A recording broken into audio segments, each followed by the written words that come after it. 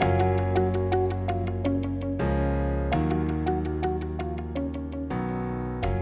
everyone, this week I'm going to give you a preview of the keynote I'm going to be giving at our conference next week, which is about organizational ingenuity. And I know that's a new phrase, which you're going to hear a lot more about it from us. But what we've basically discovered is that the combination of AI, the economic uncertainty and inflation we're dealing with right now, the constrained labor market, the need for more skills, the constant pressure to improve productivity, and the challenges we have with employee stress have created an entire new model of talent. And I'm not going to give you the whole keynote in the podcast, but let me give you a couple things to think about. As most of you know, the current economy we live in is shifting from the information economy to what I call the intelligence economy. And if you look at economic data on GDP per hour worked, it is starting to skyrocket. And going back to the 1800s and the 1700s, it was almost flat for most of the 1400s, 1500s, 1600s, 1700s. The mid-1800s, it started to go up. In the turn of the century, it started to peak, move up a little bit more when we had the invention of automated farming. And then when the automobile was invented in the 20s, it went up more. And then around the 1950s and 1960s, it shot up thanks to the computer. At the time, it was the mainframe computer, the mini computer, the personal computer, the mobile phone, and it went up significantly. In fact, the GDP per hour worked grew. It took 150 years to double. It then took about 30 years to double again, and we believe it's going to double again in 10 to 15 years. Thanks to AI. And so it's an asymptotic vertical curve that's moving up, and you're all experiencing it every day. Just go to ChatGPT and ask a question. Chances are that the answer you're getting is something that would have taken you 15 minutes or a half an hour or an hour to find, and now you're getting it in a few seconds. It's not always 100% correct, but your time has been saved. And so what's essentially happening in this post-industrial age is these two conflicting things. The number of workers is flat to declining because of the birth rate and because of the retirement of baby boomers in most countries, and certainly in the developed countries. Yet the power or human augmentation of each individual is skyrocketing. So we're all becoming, in a sense, superpowered. You remember when Superman suddenly realized he could lift a car. If you ever watched Superman, I mean, I did. He didn't know what to do with it. I mean, he actually broke things early in the comic book series, and later realized he had to harness his power for good. And that's the whole story of Superman. And that's really the story of AI and technology, is for all of the powerful bad things that could happen, incredibly large number of good things are happening. And we're already seeing that. And what we're going to be introducing next week at the conference is our new HR AI offering, which we're going to call the Josh Bersin HR Copilot, that you're going to see live there. We're going to be talking about the three models of AI, and we're going to put together some discussion, which I'm going to share with you next week, on what I call organizational ingenuity, on how to take advantage of these super-powered workers that we have in our companies. And, you know, it's just like when digital transformation started in the early 2000s, we didn't really know what it meant. We originally thought it meant digitizing the current way we work, which is what it was. And then later it became changing the way we work and evolving our work practices around digital.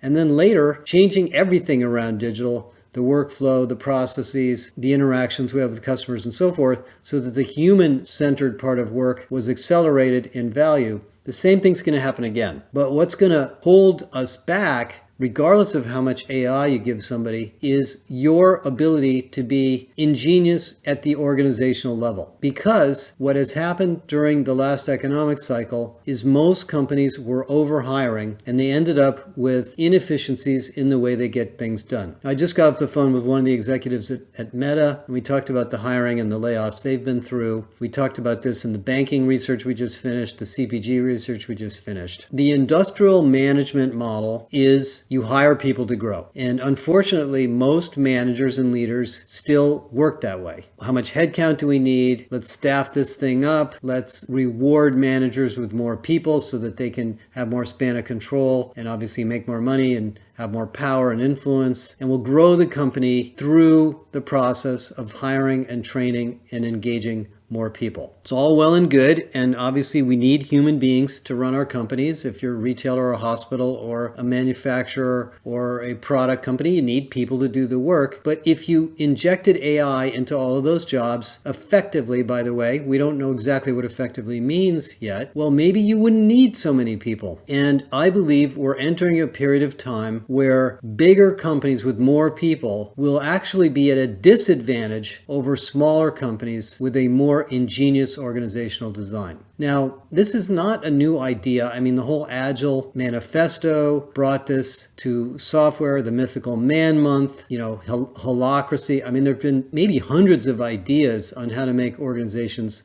more efficient through flattening the organization, empowering people, getting rid of too many managers, giving people talent mobility, which, by the way, we're doing a big study on. All of those things that we've been working on, and you guys know a lot about. I've been out there, but it's different now because the level of knowledge and information that individuals will have and do have is orders of magnitude different. And it's not just that they're able to get information faster. It's bigger than that. They're able to assimilate more information faster. I've been playing around with our Copilot, and what's been interesting to me is when you guys get a chance to see it, is when you ask it a question, it doesn't just read the relevant piece of research and tell you what was in that report. It reads all of the research in all of the reports and all of the podcasts and all of the articles and all of the courses we built and gives you the best answer across all of them. So what AI is going to do for individuals is not just make it faster and easier for them to do the job they're in now, but to take advantage of cross-domain information that they may never even have known to ask for. So if I'm a customer service agent and I get a call from somebody that's completely off base from the domain that I'm responsible for, instead of transferring the call to another agent, I'm probably going to be able to answer that question. Or at least I'll know enough to direct that person to probably solve the problem themselves, or perhaps maybe solve it 75% of the way and then transfer it to another specialist. So we all become super generalists in a way and superhuman specialists through AI. Now, I don't think I know all the implications of this yet. I doubt anybody can quite figure it out yet. But we do know that what we are going to be running into is the bureaucratic process of slowdown. So if you end up working in a company where there's too many people, regardless of how smart everybody is, less work gets done. And this was the focus of the People Analytics article I just wrote last week. In many cases, the knee-jerk reaction to a talent problem is to train somebody or hire somebody. But actually, that might not be the solution. And there's a fascinating example we just discovered at Panasonic. We interviewed one of the HR leaders at Panasonic. I won't get into the details of who and where, but they manufacture batteries. Obviously, they're growing like crazy. You can imagine what the battery business is like. And the HR team was getting beaten up by the manufacturing line. We need more people. We need more people. We need to staff these shifts. We're getting, we want to improve the quality. We want to improve the productivity. We want to improve the output. And of course, the knee-jerk reaction is great. We'll get you more people. Let us go out there and try to figure out where we can find them. But this particular person did what we call a systemic analysis. I like that word. It sort of brings together this idea of stitching the pieces together. And she looked at productivity and output and product quality over time based on staffing levels. And counter to intuition, the more people they were adding, the slower it was getting. And the managers didn't really even know this. I don't think they understood it or they were watching it. And perhaps the data wasn't clear to them. And she went back to them and she said, the last 20 people you asked us to hire, we shouldn't have hired them. And so we're going to move the line staff from 50 to 60 people down to 30. Because actually, if you look at the data, you're getting more work done and certainly in a much more productive manner with fewer people. And she said the first time she showed them that data, they had absolutely no interest in looking at it. They didn't want to talk to her. But once she showed the correlation between the different pieces and the actual validated production data as a result, they became convinced too. And so this very strategic issue of creating organizational ingenuity and organization design is now possible because of the data we have. And I think when we're all superpowered, AI-powered professionals, we're going to have to look at this very, very carefully. Because, I have noticed in our company, we have approximately 40 people at the moment, we're growing at a rate that I never would have imagined because we happen to be very good at information systems and actually now hopefully will become very good at AI. I think this is true in sales. I think this is true in customer service. I think this is true in engineering. I think this is true in manufacturing. I think this is true in consulting. And so the big theme that we're going to be talking about at the conference around the ideas of irresistible and my book is that all of these irresistible work practices are really opportunities to design your organization around superpowered individuals who will have access to more information than ever before. Now, one of the unfortunate things that's happening in the middle of the AI revolution in the early days of this is there's a lot of noise in the system. There's hundreds of tools. There's hundreds of startups. There's VC firms making ridiculous predictions about this, that, and the other thing. I mean, what do they know? There's people who are AI experts going in the New York Times and telling us the world is going to come to an end. Sam Altman's flying around the world scaring everybody. I'm really not sure why he's doing this. So it's a very confusing time. What you're going to read about in the paper we're putting out next week is that what this technology really is, it's a way to interconnect information and gain access to it in a much more productive and useful fashion than ever before. The information might be words. If it's a character sentence, the information might be images, the information might be data, the information might be sound. There's many applications of what we now seem to be calling generative AI. But the ultimate outcome of this is you have to, as a manager and HR person, you need to become familiar with this technology and understand how it's going to affect your organizations. Now, along the lines of this concept of irresistible organization design, let me share with you what we've learned through the org design research we did and the new course in the JBA on org design. It turns out that the actual design of the structure isn't as important as the design of the accountability. Who reports to who and whether you're set up this way or that way and the span of control. Those are, kind of interesting artifacts to think about.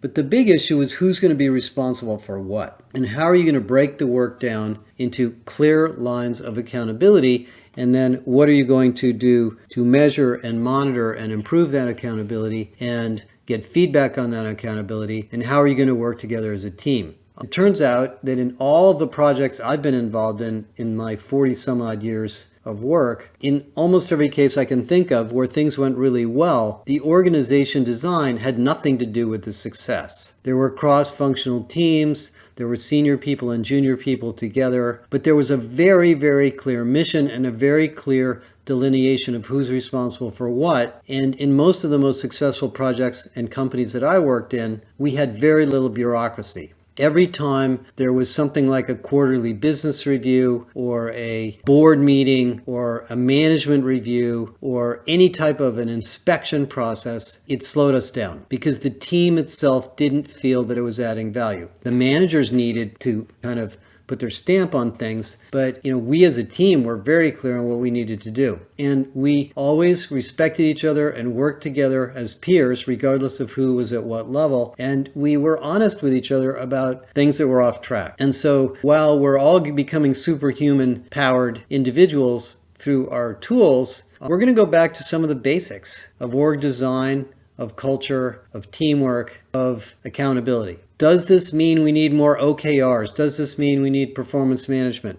No, I don't think we need more of that. I think we need some of that. There have been many people who've kind of believed that these goal management systems are the way to run a large organization. I don't know if that's really true. I know that's a part of it, and I know that many companies have found them to be highly successful when they're in large organizations. Generally speaking, though, most of the high-performing organizations I talk with are very good at talent mobility. They're very good at advanced skills and development of people. They're very good at talking to each other about problems and psychological safety. And they're very good at cross-functional, cross-domain, cross-level collaboration and teamwork. And that's how the Army works. That's how the military works. That's how most mission-critical organizations work. And so the theme for next week is going to be all about that, and all about AI, and about this idea that it will be your organizational ingenuity that will carry you forward into the next decade. The speed of getting information and the quality of information will be a commodity. You'll have to get good information, and you'll have to get good at cleaning up the information you have, because it'll become very, very visible very, very fast once the AI systems are all turned on. And we're finding that, by the way, in our company. Now that we've turned on our AI and we're all looking across all our research, we're realizing we've got some metadata issues that we've got to clean up. So we're doing that.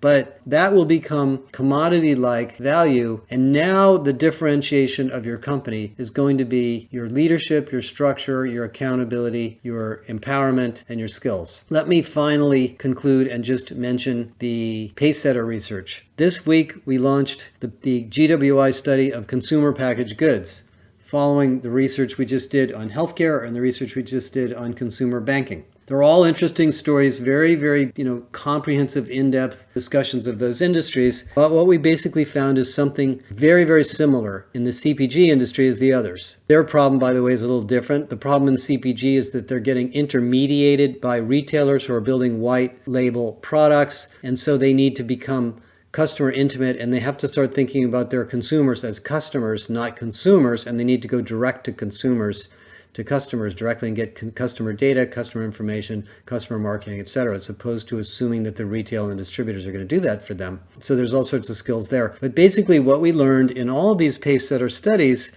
is that the skills that are needed for high-performing companies have to do with organizational agility, they have to do with change management, they have to do with bringing people together and creating alignment and making people feel comfortable with change, and that includes talent mobility and talent marketplaces and development and cross-domain opportunities and experiences, but also cutting-edge skills. If you choose to wait and not adopt AI or not adopt data management, or perhaps in the case of CPG, not adopt direct-to-customer data systems, you're going to fall behind. Advanced skills are now the currency of all of the pace setters. And what we found in the banking industry, believe it or not, is that hiring advanced skills isn't enough, because we basically published a study this week that said that virtually all of the tech people that joined the banking industry in the last year, or maybe it was last 2 years, left. Almost all of them. The inflow and the outflow is almost identical. And that's because in the case of banks and other companies too, sometimes there are so many legacy systems that the advanced skilled people don't want to work there. So you have to not only attract those people and pay them, but you need to give them a reason to come to your company and develop salary boosting skills. Because if they come to your company with these great skills and they don't find good work going on there to use those skills,